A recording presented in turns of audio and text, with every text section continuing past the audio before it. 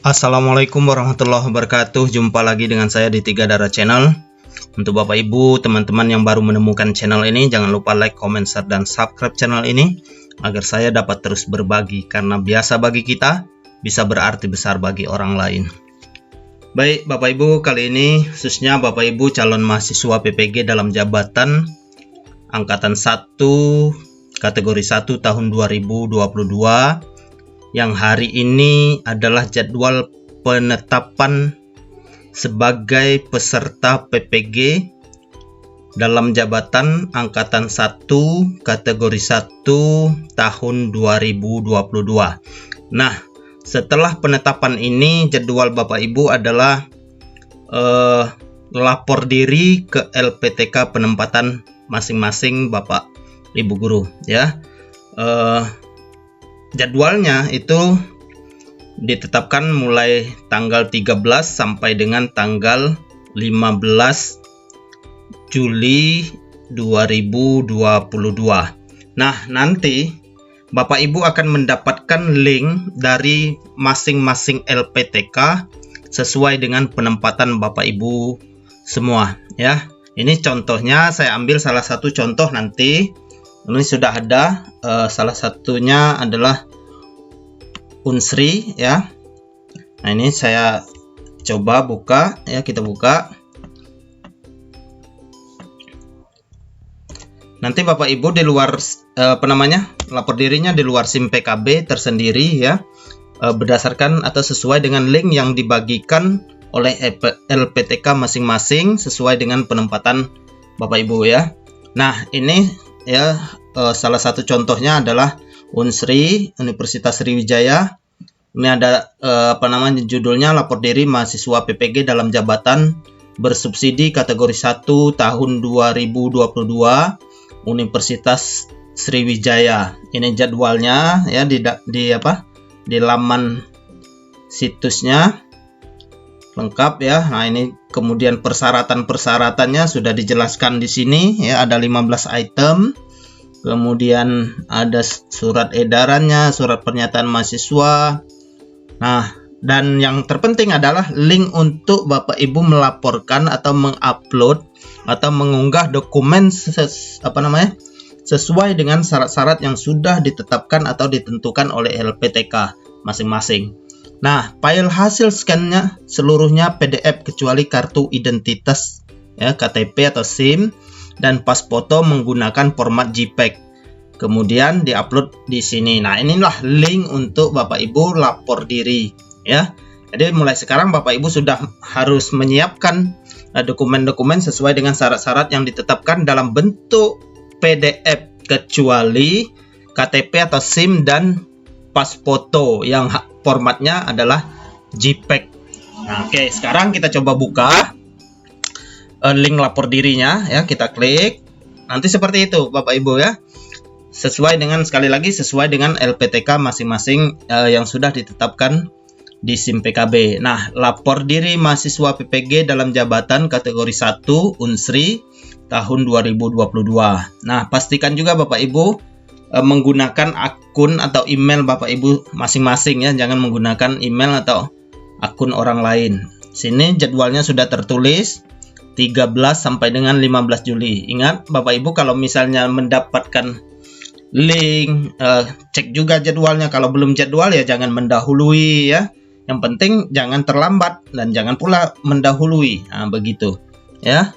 Nah, yang pertama adalah diminta untuk mengisi nama lengkap. Bapak Ibu isi nama lengkap sesuai ijazah tanpa gelar. Jadi tidak usah ditambah-tambah, ya. Apa yang tertulis di ijazah itu yang Bapak Ibu tulis di sini. Misalnya Bung Kirana misalnya, ya.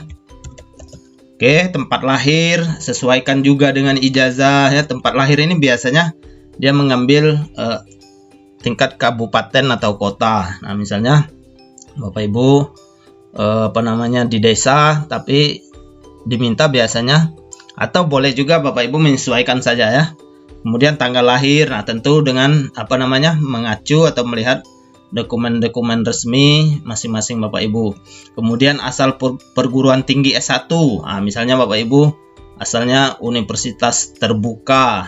Nah, ditulis ya, Universitas Terbuka mana misalnya. Kemudian IPK, nah itu bisa dilihat di transkrip nilai ya. Kemudian asal instansi mengajar, nah Ibu tulis di sini sekolahnya ya, misalnya SDN 58 Lubuk Linggau misalnya, atau lengkap SD Negeri 58 Lubuk Linggau misalnya. Program studi ya dipilih misalnya PGSD kalau guru SD ya.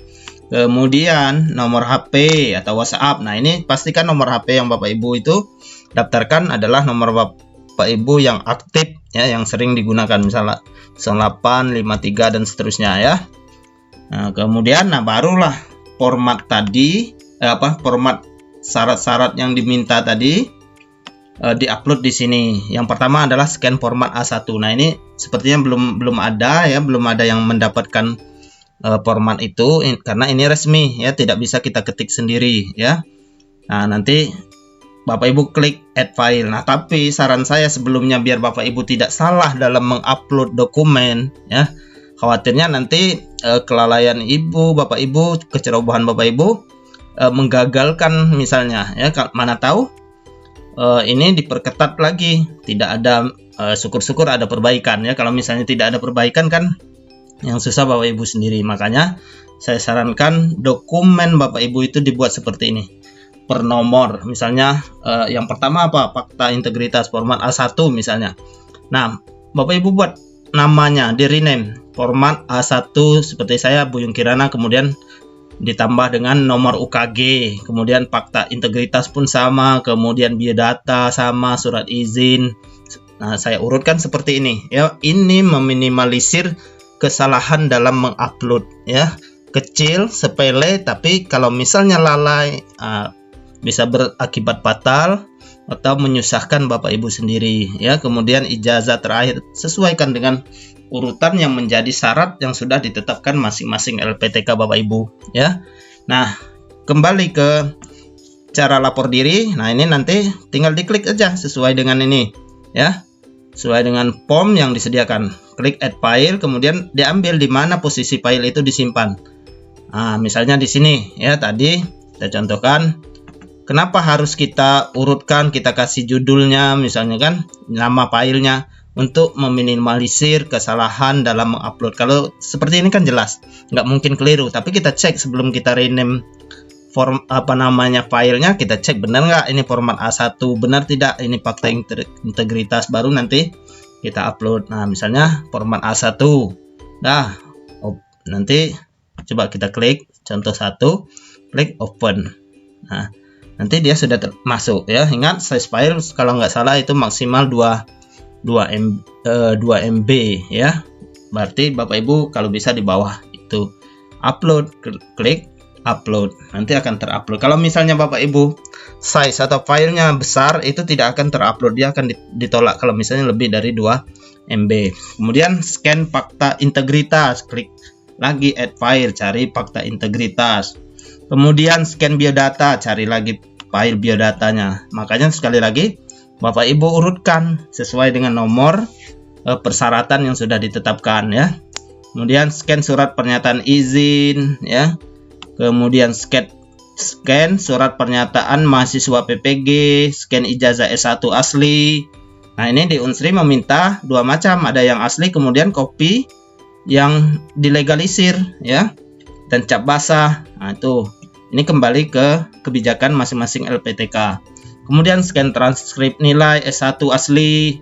Kemudian ada juga diminta scan fotokopi transkrip nilai S1 yang sudah disahkan, tanda tangan dan cap basah. Nah, ini lain-lain ya. Kemudian SKCK dari kepolisian, kemudian suket, surat keterangan sehat dari puskesmas atau rumah sakit setempat. Nanti Bapak Ibu upload di sini ya, surat bebas nafzah. Sampai semuanya atau apa yang menjadi syarat itu sudah terunggah atau terupload ke form lapor diri ini ya. Sampai terakhir adalah scan pas foto berwarna. Nah, ini kalau bisa jangan scan menurut saya, karena akan kalau misalnya Bapak Ibu scan ada perubahan dimensi ya. Baiknya asli dari sumbernya, misal dari studio, Bapak Ibu perkecil aja di laptop dengan menggunakan aplikasi tertentu. Ya, bisa banyak sih sebenarnya untuk untuk memperkecil size atau mengubah ukuran foto dan membuat